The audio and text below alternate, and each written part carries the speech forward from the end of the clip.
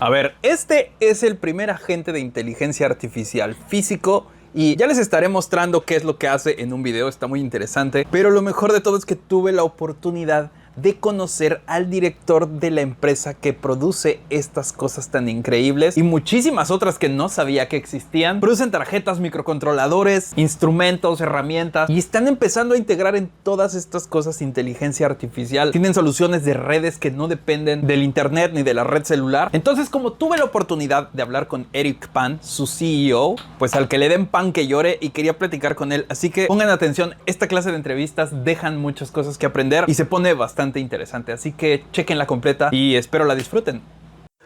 Usually when you speak to somebody, Yeah. you got into a mood, like for example, 1, 2, 3, go. Okay. So I want to change that, you know? Yeah. And of course I want to talk about See the Studio, but first I want to talk about you. Okay. How did you get here at this point of your life? I mean, did you study something completely different from your work now? Or maybe, I don't know, how you get to this point? Yeah. Oh, this point is not mean much In your life. Yeah. Maybe in Mexico, you can tell me later, but... Yeah, I think Mexico is more difficult to answer because of the destinies, so many energies pushed me here. But I think for myself, it's kind of maybe someone has born maker characteristic, someone has born entrepreneurship. Then luckily, all the flows, all the time and space, opportunities has formed us this way. Yeah.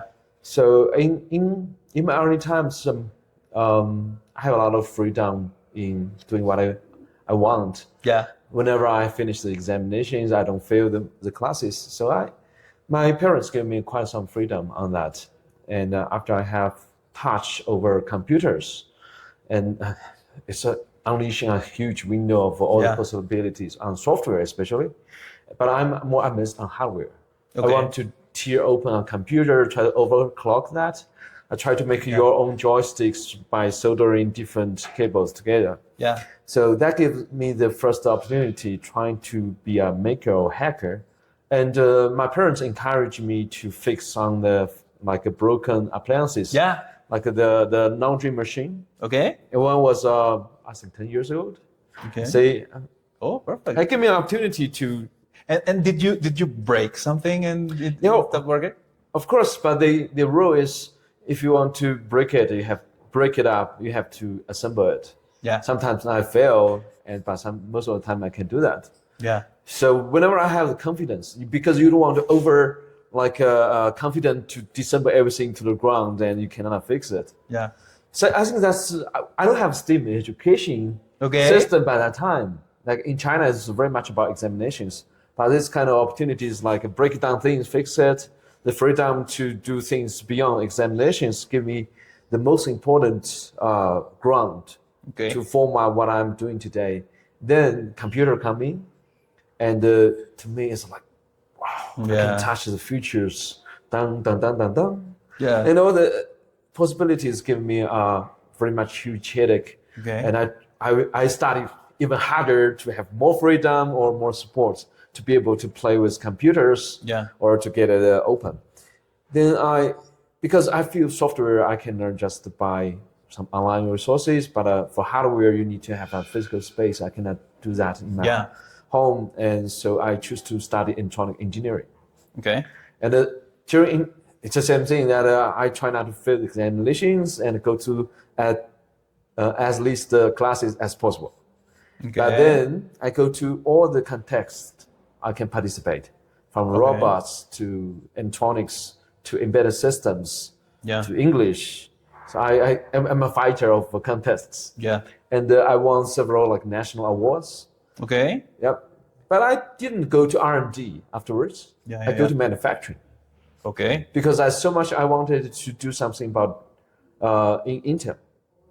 Okay. That was like a childhood dream to work in Intel. And so I went to Intel to become a manufacturing expert on silicons. We call it product engineering. So I gained a lot of confidence about how can I really make something in thousands or millions pieces. I know all the process of quality control, engineering, even under the layout of our factories. Okay. Not very professional training. So I done, after I done for 1 year, I feel bored. Okay. Because it's big corporations, you just feeling the gears, a bigger or smaller gear. So I quit it. Okay. And I cycled around the country for 3 months, trying to explore what's possible. And I didn't find the answer. Okay. And I go to Beijing, like my hometown is southwest of China, kind of inland. And I go to Beijing, the capital, trying to do something about the internet, something about a more smaller, more agile business, because I don't want to work for a big company anymore. Okay. And I tried many things. Then suddenly I came into an exhibition, interactive artists. Okay. They show what they create with Arduino. Okay. Yeah. It's very, very early installations. And I was amazed. How could you guys, artists, use what I've been studying for 2 years to do some job? Yeah. And it's shocking my pride. Okay. And I look in the back, it's Arduino, it's the group of people calling themselves makers. Yeah. And I understand what's behind that open source hardware. It's because it's very easy for me to do something like that. Yeah. I say, okay, it's like when I was a teenager, but without all the resources. Now I can help more makers by providing professional, open source hardware, by providing professional manufacturing services. That's the beginning of Seed. And I can continue this story forever. No, it's great. I love it. Okay, so after I created this company to provide open source modules to makers, and from the very beginning, we feel the power of the community. Okay. Because it's not like a vendor and buyer. It's more like a friends have shared interests. Yeah. And we want to do multi-touch tables by that time. Then how about and people asking for help. And I'm in Shenzhen, it's very easy to find help. I just go to the factory, customize some components, or source some large quantity components, and disassemble them and to sell to the individual makers who are doing small projects. So we very natively, organically grow with the makers global-wise. Okay. That's the very beginning of Seed. Wow, I love your story. Yeah. It's what is the most? I'm pretty sure there's a lot of projects that you've seen that people make with your boards, but what is the project that you say, wow, I never thought that somebody thought of doing that, even a simpler thing? Well, there are too many of them. Yeah, maybe you can choose one or two. I don't know. Yeah, because I'm pretty sure you've seen that people using your boards in a lot of different ways. So, yeah. Yeah, I think I take one is about science. Okay. There was once I was visiting CERN, the particles accelerators in Europe. Yeah. And because one of the professors there is a good friend of mine. Okay. And I went there, people show they using our board, our services to make some particle detectors. Okay. They used to have particle detectors in a very centralized way in the North Pole, near the North Pole. They get 200 meter cubic. Yeah. But they want to do it differently is to work with the makers. So they make a decentralized area across the planet. Everybody get a device and to receive that and share the data together. Oh, yeah, that's a pretty cool use. Exactly. Yeah. This is very inspirational because by uniting the makers all together, we can achieve some very vanguard science experiment to contribute to science by real. And this is one thing. And they were more humble, not so innovative projects, but they are important. Like we see more and more smart buildings. Okay. And we see our customers use Raspberry Pi to change the whole intelligent building system. Yeah. Connect all the wires, the breakers into a Raspberry Pi. Suddenly they can turn this the whole building connected, and you can run all the Dockers, the things, or connect to the home assistant. Yeah. This is quite pervasive. Yeah. Yesterday we were working with this board that you have that use LoRa to interact with other boards and create a network. Yeah. And I was thinking, well, here in Mexico, we have problems with the women getting abducted, and well, that's a bad thing. Yeah. That shouldn't happen, but happened. Yeah. So I have this friend, this girlfriend, that I was talking to her, and I see that she has like a bulge on her clothes, and she told me that was a GPS in case of she got kidnapped. Yeah. People knew where she was. So I was like, oh my God, this shouldn't happen. Happens. How can I help her?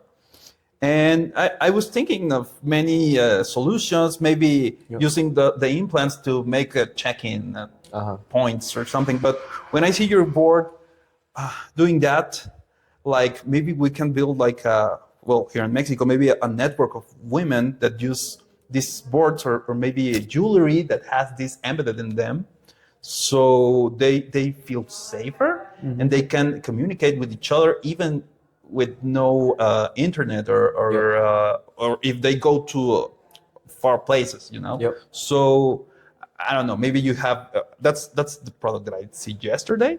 Maybe you have something else to complement that. Yep. But I love what you're doing. It's really useful for industry, for people, for makers. And what I love about Seed Studio is that it's not 100% maker. It's almost like finished product that can be connected, and it's for people that hasn't too much knowledge about coding, but people that has coding, they can make all other things. So I think it's a wonderful work that what you're doing, and I think comes from your background, just what you just talked to me, right? So, well, I want to thank you for this time and to let us know what was your story.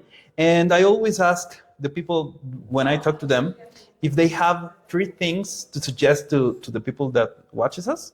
If you can tell us something to watch, like a movie or a TV series, something to do, maybe, I don't know, exercise or an experiment or something, and or something to experience, and something to read.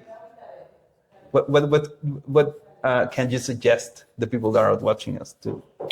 Well, there are too many things, but like the tracker thing you're talking about, the women adoptions. I didn't think of this before I come to Michigan and talk to you. Okay. So I think I would suggest all audience to think about is how can we really go to the field and understand the problem and use your technology to resolve that. Yeah. So we have too many like maker of things. They make something and enjoying the process of making it's okay. But I think the chaos word needs more like makers to really create the solutions for people around them. Yeah. And you totally have the perfect challenge that I'd like to answer to. So maybe first thing is go out of your comfort zone, go out of your makerspace or Fab Lab, go to wherever there might be problems, like the Fab City Challenge, to work with locals to find a solution. Yeah. And by fixing this problem, you're actually creating a business. You can make it for profit. You can make it useful. So I think people are voting it with a monetary return to make this more sustainable. So I think this is first exercise. And the second thing is AI, for sure. Okay. I think AI is not so frightening anymore. Yeah. There's so people showing, AI, I have supreme AI, I have strongest AI, I'm centralized, you should worship me. Screw that. Yeah. So let's try to master AI. We should above AI, but not under AI, to feed our data information like your TikTok. Yeah, maybe the second suggestion is to use less TikTok and use more time to master AI. Yeah, I love that one. And because you should be able to to do that in the near future in all kinds of jobs. I think this is creating a lot of new opportunity to yourself and to the industry. Okay. And if talking about Maybe culture, movie, books. Or maybe like a series or an anime or something that you think can inspire people or make them think. For example, I don't know if you know Rick and Morty. It's Of course. a series, but I don't want people to see that as a scientific or as a comedy show. Instead, that they see it in like a more of a philosophical way, that nothing matters in the universe, and that we are these pouches of flesh and water that live in this rock in the huge universe. So nothing matters. That sounds bad, but that gives you the freedom to do and help everyone. So it's really empowering. So I think Rick and Morty, that's the bottom message hidden in the I like the beginning seasons of Rick and Morty a lot. The recent one is the three first ones is great. They're it's good. Great. Yeah. Have you read the 3 body problems? Yeah. That would be my recommendation. Oh, perfect. Yeah. So I think philosophic wise or like science wise, I think it's one of the state of art. Yeah. And by reading that, I think it's liberating a lot of your minds, and it gives you a new perception for the chaos world. What's happening now actually is you can find some reflections to the 3 bodies problem. Yeah. I love that one. Yeah, Eric, I love to make these talking sessions because we get to know each other and people get to know each other, each of us. So thank you for what you're doing with your products. And I love seeing you here and learning from all the people here. So how can you improve what you're doing? So that's wonderful, and I want to thank you. So a pleasure, huge pleasure to come to Mexico. Yeah, and the energy here and your story, it totally amazed me. I totally wish I can be so diverse. I'm very much focused on information technology. Yeah. But what I are doing is totally. I like to try everything. Yeah, everything. I want to try everything. So yeah. Cool. Thank you, Rick. Pleasure. And see you. See you.